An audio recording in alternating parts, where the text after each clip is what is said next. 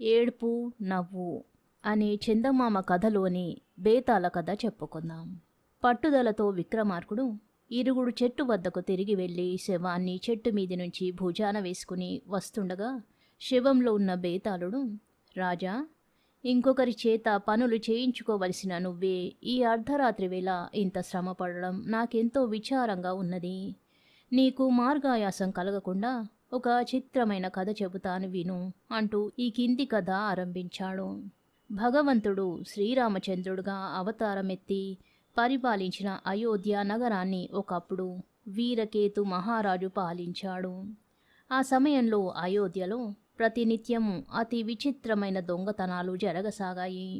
ఈ దొంగతనాలకు తట్టుకోలేక ప్రజలు రాజుగారి దగ్గరకు వెళ్ళి, మహాప్రభు, మమ్మల్ని దొంగల బారి నుండి ఎట్లాగైనా కాపాడండి. మేము ఎన్ని ప్రయత్నాలు చేసినా దొంగల ఆచూకీ తెలియడం లేదు. ఈ దొంగలు చిక్కకపోవడం అటుంచి కనీసం కంటికైనా కనబడకుండా అతి సాహసమైన దొంగతనాలు చేస్తున్నారు అని మొరపెట్టుకున్నారు. వీరకేత మహారాజు ప్రజలను ఓదార్చి పంపేసి తన రక్షక భటులలో అత్యంత సమర్థులైన వారిని మారువేషాలు వేయించి రాత్రిపూట రహస్య గస్తీ తిరగమని పంపాడు. వారంతా 1000 కళ్ళతో కనిపెట్టి ఉన్నా కూడా దొంగతనాలు యథాప్రకారం జరుగుతూనే ఉన్నాయి. ఒక్క దొంగైనా గస్తీ తిరిగే భటుల కళ్ళ పడలేదు. దొంగతనాలు సాగిస్తున్న వారెవరో చాలా యుక్తిపరులని నిర్ధారణ చేసుకున్నవాడై వీరకేతు స్వయంగా దొంగలను పట్టడానికి బయలుదేరాడు. రాత్రి చీకటిలో రాజు మారువేషం వేసుకుని పోతుండగా ఆయనకు ఒక చోట విచిత్రంగా ప్రవర్తించే ఒక వ్యక్తి కనిపించాడు. రాజు అతడికేసి బయలుదేరాడు. దగ్గరకు వస్తున్న రాజును చూసి ఆ వ్యక్తి, ఎవరు నువ్వు అని అడిగాడు. దొంగను అన్నాడు రాజు. అయితే నాకు సాటివాడివే, మా ఇంటికి పోదాంరా, నీకు స్నేహ మర్యాద చేస్తాను అన్నాడు ఆ వ్యక్తి. రాజు అతని వెంట వాళ్ళ ఇంటికి వెళ్ళాడు. ఆ ఇల్లు అడవిలో భూగర్భంలో రహస్యంగా నిర్మించి ఉన్నది. దొంగ రాజును ఒక గదిలో కూర్చోబెట్టి వెంటనే వస్తానని చెప్పి పక్క గదిలోకి వెళ్ళాడు. ఆ సమయంలో దాసి ఒక ఆమె వచ్చి రాజుతో, నువ్వెవరు బాబు? ఈ గజ దొంగ రహస్యం తెలిసాక నీకు ఆయు మూడినట్టే, వెంటనే పారిపో అని హెచ్చరిక చేసింది. రాజు వెంటనే అక్కడి నుంచి బయలుదేరి అతి శీఘ్రంగా తన నగరుకు తిరిగిపోయి సాయుధ భటులతో అదే చోటికి తిరిగి వచ్చాడు. గజ దొంగకు రాజభటులకు ఘోరమైన యుద్ధం జరిగింది. ఒంటరిగాడై ఉండి కూడా రాజభటులందరితోనూ ఎంతోసేపు ధైర్యంగా పోరాడి అనేక మంది రాజభటులను చంపి చిట్ట చివరకు దొంగ రాజు చేతిలో ఓడిపోయాడు. వీరకేతు మహారాజు దొంగను పెడరెక్కలు విరిచి కట్టి పట్టుకుపోయాడు.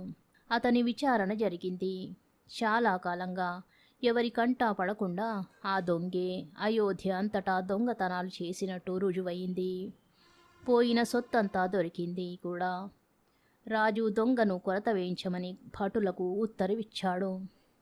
దొంగను రాజభటులు కొరత వేయించడానికని ఊరి బయటకు తీసుకుపోతుండగా అయోధ్య నగరంలోని పెద్ద వైశ్యులలో ఒకడైన రత్నదత్తుడనే వాడి కూతురు రత్నావతి అనే యువతి దొంగను చూసి తన తండ్రిని పిలిచి, నాన్న, నన్ను దొంగకిచ్చి పెళ్లి చెయ్యండి అని అడిగింది. రత్నదత్తుడి మాట విని నిర్ఘాంతపోయాడు. ఎందుకంటే రత్నావతి లేక కలిగిన బిడ్డ. ఆమెను రత్నదత్తుడు ఎంతో గారాభంగా పెంచుతూ వచ్చాడు. రత్నావతి అపురూపమైన అందగత్తెగా ఉండడం చూసి ఎంతోమంది కోటీశ్వరులైన వైశ్యకుమారులు, రాజకుమారులు ఆమెను పెళ్లాడతామని వచ్చారు. రత్నావతి అందరినీ నిరాకరించడమేగాక తనకు పెళ్ళే అవసరం లేదని కూడా అన్నది. ఏం తల్లి, నువ్వు రాజాదిరాజులను కూడా పెళ్లాడని నిరాకరించింది ఈ దిక్కుమాలిన దొంగ కోసమా? వాణ్ణి కొరత వేయడానికి తీసుకుపోతున్నారు. అటువంటి వాడినా పెళ్లాడేది అని రత్నదత్తుడు కుమార్తెను అడిగాడు. రత్నావతి తండ్రి మాటలు వినిపించుకోలేదు. అనేక మంది రాజకుమారులు ఆమెను వరించి వచ్చినప్పుడు తండ్రి ఆమెకు పెళ్లి చేసుకోమని సలహా ఇచ్చాడు. కానీ అప్పుడు కూడా ఆమె తండ్రి మాటను ఏమాత్రం వినిపించుకుని ఉండలేదు. దొంగ ఏది కొరత పడేది, అతన్నే నా భర్తగా వరించాను. నాకు పెళ్లి కావాలని ఉంటే అతన్ని ఇచ్చి నాకు పెళ్లి చెయ్యండి. మీకది చాతకాని పక్షంలో నేను కూడా అతనితోనే చచ్చిపోతాను అంతేగాని నా మనసు మాత్రం మార్చుకునేది లేదు అన్నది రత్నావతి. ఈ మాటలు విని రత్నదత్తుడు చాలా కంగారు పడ్డాడు. తన కుమార్తె నిశ్చయం మారదని ఆయనకు తెలిసిపోయింది. ఆయన వెంటనే వీరకేతు మహారాజు దగ్గరకు వెళ్ళి, మహాప్రభు, మీరీనాడు పట్టిన గజదొంగను నాకు ఇచ్చివేయండి. నేను తమకు నా దగ్గర ఉన్న 100 కోట్ల సువర్ణాలు ఇచ్చుకుంటాను అన్నాడు. కానీ రాజు ఒప్పలేదు. అయోధ్య నగరాన్ని ఎంతో కాలం ఒంటరిగా పీడించిన గజదొంగను విడిచిపుచ్చడానికి ఆయన మనసు ఎంత మాత్రం ఇష్టపడలేదు. హతాశుడై రత్నదత్తుడు ఇంటికి తిరిగి వచ్చేసరికి రత్నావతి స్నానం చేసి పెళ్లి కూతురై సిద్ధంగా ఉంది. అమ్మా, నా ప్రయత్నం ఫలించలేదు. దొంగను విడిచిపుచ్చడానికి రాజు ఒప్పుకోలేదు. నాకున్నదంతా ఇస్తానన్నాను. లాభం లేకపోయింది. నువ్వు కోరిన పెళ్లి అసంభవం అన్నాడు రత్నదత్తుడు విచారంగా కూతురితో. పెళ్లి కాకపోతే సహగమనం ఉండనే ఉన్నది అన్నది రత్నావతి. రత్నావతి పల్లకి ఎక్కి వంద్యభూమికి బయలుదేరింది. ఆమె వెంట ఏడుస్తూ తల్లిదండ్రులు కూడా బయలుదేరారు. వారు వంద్యభూమికి వెళ్ళేసరికి అప్పటికే గజదొంగను తలార్లు కొరత వేశారు. అతను చావు బతుకుల మధ్య ఉన్నాడు. రత్నదత్తుడు తన కుమార్తెను దొంగ వద్దకు తీసుకుపోయి, ఇదిగో నాయనా, నా కుమార్తె నిన్నే పెళ్లాడతానని పట్టుబట్టి వచ్చింది అని చెప్పాడు. ఈ మాట విని దొంగ ఒక్కసారి రత్నవతికేసి చూసి కన్నీరు కార్చి వెంటనే చిరునవ్వు నవ్వి మరుక్షణం ప్రాణం విడిచాడు. రత్నవతి తాను నిర్ణయించుకున్న భర్త కళేబరాన్ని తీసుకుని శ్మశానానికి పోయి అక్కడ చితి పేర్పించి దానిమీద దొంగ శవంతో పాటు తాను కూడా ఎక్కింది. మనసులో భర్తగా స్వీకరించిన మాత్రాన సహగమనం చేయడానికి సిద్ధపడిన రత్నవతి పతిభక్తికి సంతోషించి కాలభైరవుడు ప్రత్యక్షమై, అమ్మా, నీ పతిభక్తి అసాధారణంగా ఉన్నది. నీకే వరం కావాలో కోరుకో, ఇస్తాను అన్నాడు. దేవా, నా తల్లిదండ్రులకు నేనొక్కతినే కుమార్తెను. నేను పోతే వాళ్ళు కడుపు కోతతో అల్లాడిపోతారు. వారికి పుత్రులు కలిగేటట్టు అనుగ్రహించు. వారిని చూసుకుంటూ నన్ను మర్చిపోతారు అన్నది రత్నావతి వినయంగా. కాలభైరవుడు నవ్వి, నీ కోరిక ప్రకారమే చేస్తాను. కానీ నువ్వు నీకై ఏమీ కోరవా అని అడిగాడు. నాకు నా భర్త వెంట ఉండడం తప్ప ఇంకే కోరిక లేదు అన్నది రత్నావతి. ఆ కోరిక కూడా తీరుస్తాను అంటూ కాలభైరవుడు దొంగను బతికించి అంతర్ధానమైనాడు. రత్నదత్తుడు దొంగను ఇంటికి తీసుకువచ్చి వైభవంగా తన కుమార్తెకు వివాహం చేశాడు. బేతాళుడి కథ చెప్పి, రాజా, కొరతపడి చచ్చిపోతూ రత్నావతి తనను పెళ్లాడగోరిందని విని దొంగ ఎందుకు ఏడ్చాడు, తరువాత ఎందుకు నవ్వాడు, తెలిసి సమాధానం చెప్పకపోయావా, తల పగిలిపోతుంది అన్నాడు. ఈ అకారణ బంధువుల రుణం తీర్చుకోకుండానే పోతున్నానే అని దొంగ మొదట దుఃఖించాడు. ఎంతమంది రాజాది రాజులను నిరాకరించిన కన్య తనను వరించడం చూసి నవ్వాడు అని జవాబు చెప్పాడు విక్రమార్కుడు. రాజుకు మౌనభంగం కాగానే బేతాళుడు శవంతో కూడా మాయమై చెట్టెక్కాడు. కథ సమాప్తం. సరికొత్త శ్లోకం అనే మరో చిన్న కథ చెప్పుకుందాం. రాజుల సేవ కత్తి మీద సాము వంటిది. కాళిదాసును ప్రాణంతో సమానంగా చూసుకునే భోజరాజుకు కూడా కాళిదాసుపై ఏదో ఆగ్రహం కలిగింది. ఆ కారణంగా కాళిదాసును ధారానగరం విడిచిపోయాడు. కాళిదాసు వెళ్ళిపోయిన అనంతరం భోజరాజు పండిత పరిషత్తులో ఒక రకమైన అరాజకం ఏర్పడింది. ఆ పండితులలో 3 చురుకైన వాళ్ళు చేరారు. వారిలో ఒకడు ఏకసంతాగ్రాహి, అంటే ఏదైనా ఒకసారి వింటే పట్టేగలవాడు. రెండోవాడు ద్విసంధాగ్రాహి, 2 సార్లు విని పట్టేస్తాడు. మూడోవాడు త్రిసంధాగ్రాహి, ఎవరైనా ఊరు పేరు లేని కవులు ఒక కొత్త శ్లోకం చదివితే భోజరాజు వారికి 1,00,000 పారితోషికం ఇచ్చి పంపుతుండేవాడు. కానీ ఈ 3 చేరాక ఈ ఆచారానికి విఘాతం కలిగింది.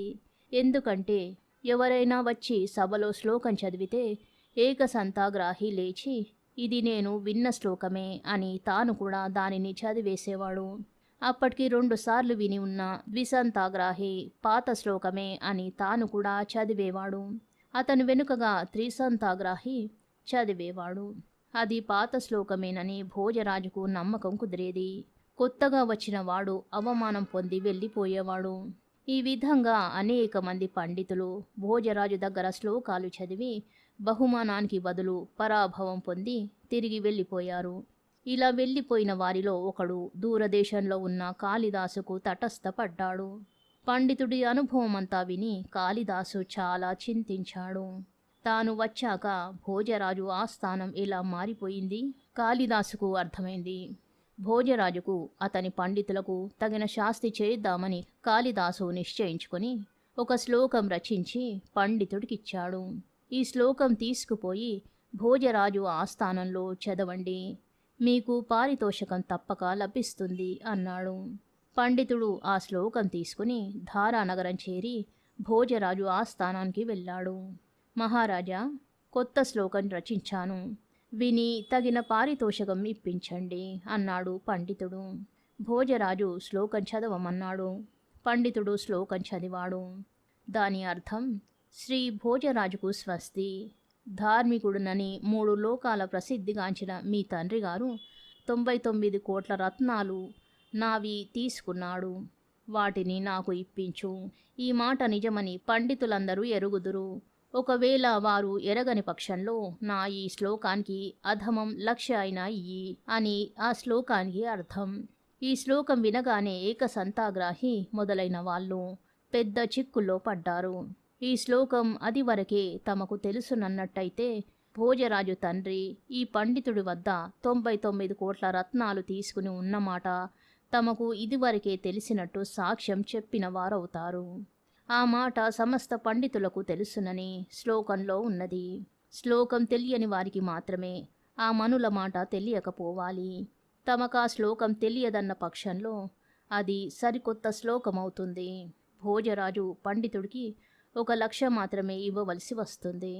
అందుచేత సభలో అందరూ అది కొత్త శ్లోకమేనని ఒప్పుకున్నారు.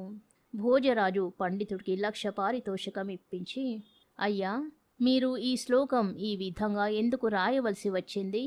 దీని ఆంతర్యమేమిటి అని అడిగాడు.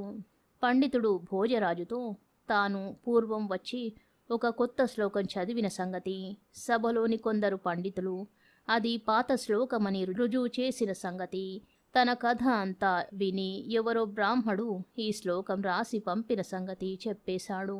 ఏకసంతాగ్రాహి, ద్విసంతాగ్రాహి, త్రిసంతాగ్రాహి కలిసి ఆడే నాటకం భోజరాజుకు అర్థమైంది. వీరి మూలంగా ఎందరికీ అన్యాయం జరిగిందో.